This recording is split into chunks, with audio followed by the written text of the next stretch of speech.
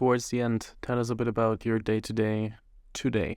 So what are you, I said in the beginning, you're now a keynote speaker, but I can imagine that you're doing a bit more than just that. Yeah, I have a bootstrapped early stage startup. In addition to being a keynote speaker, so there's sort of like two parallel things.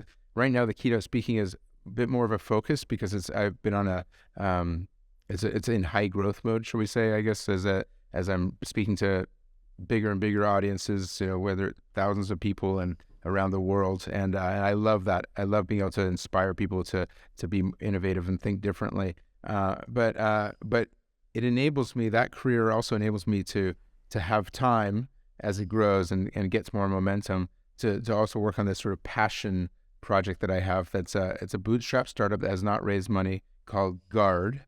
That's Guard. Guard. And what Guard is my dream is to create a solution that will use AI to prevent drowning in swimming pools. And so it's an impact-driven company, it will never be $1 billion company. In fact, in my belief, it will never achieve the financial success that justifies venture capital funding. It's just simply not a big enough market.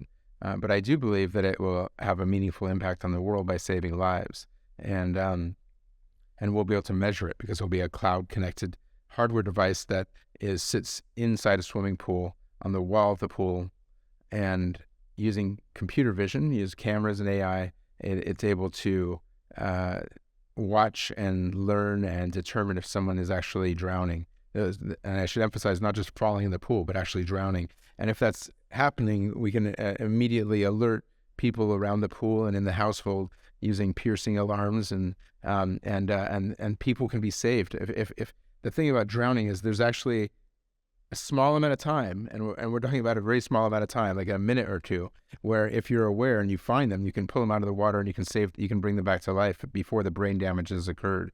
But if you don't, and another couple of minutes passes, then it's too late. And the big misleading aspect of drowning is that in movies you see them sort of flailing their hands and splashing and saying, "Help me, help me." And I think so we tend to think that's what drowning looks like, and therefore we'll know if someone's drowning because you'll hear the screaming.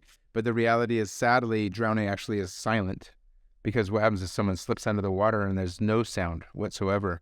And so no one realizes someone's drowning, and that many drownings occur where a parent might be 15 feet away from the pool, and a drowning occurs for their child, for example. So that's my project, Guard. As I said, bootstrapped company but we've developed we filed patents on some unique concepts, and I work with experts, including computer vision professors. Yet again, sounds like a repeat of Shazam. I wanted to say that too. Yeah, and drowning experts and hardware experts and so on to solve that problem. And ultimately, it will need to raise some capital, significant capital in the millions of dollars, but it will probably be more impact-driven investors at that time.